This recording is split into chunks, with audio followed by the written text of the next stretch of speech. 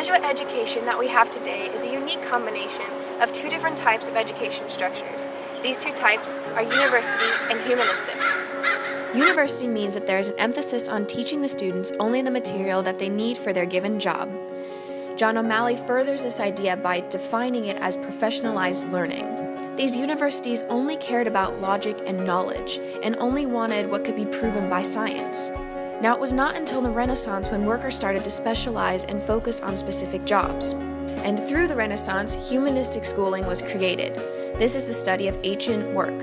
O'Malley further defines the second institution as created to some extent as a counterstatement to the university system.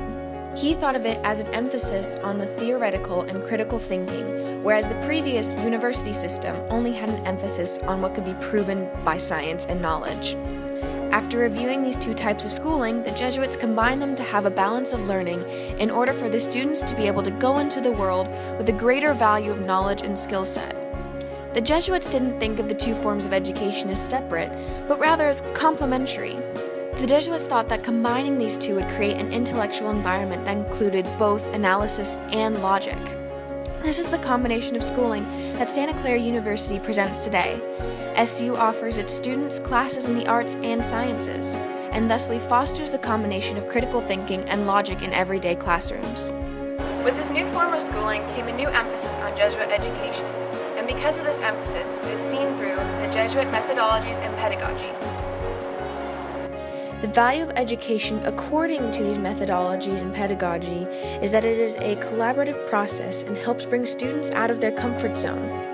John W. O'Malley adds to this idea through one important element of the Parisian method that articulates this point, which is that the best way to acquire skill in writing and speaking is not simply to read good authors, but to be an active learner by being forced to compose speeches and deliver them in the classroom and elsewhere.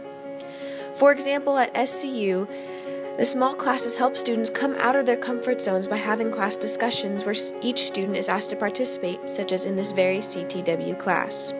Another way of explaining this idea of self-explanation is that the teachers give the students the basic building blocks, and the students then have to build upon these ideas themselves. Using these building blocks, the students have the opportunity for a more personalized learning experience through the different methods which allows them to study in a way that is more beneficial. At SCU, CORE is a curricular structure that gives its students more freedom when choosing classes, but also has a specific set of areas that these classes should cover. Furthermore, Jesuit education has an emphasis on matters of the heart. This is seen through the service of faith and the promotion of justice.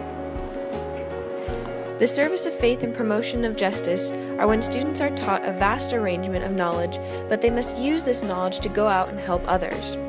According to Klovenbach, Jesuit education teaches that students must let the gritty reality of this world into their lives so they can learn to feel it, think about it critically, respond to its suffering. In order to achieve this enlightenment of helping others with the knowledge that students receive at Jesuit schools, teachers need to be the guiding lights for the students to follow. Teachers need to present this idea of helping others in their own research. Klovenbach then goes on to state that the teachers need to live this idea in their career and lives, otherwise it is telling the students that they only care about themselves and not others, which is the opposite of developing students to help others.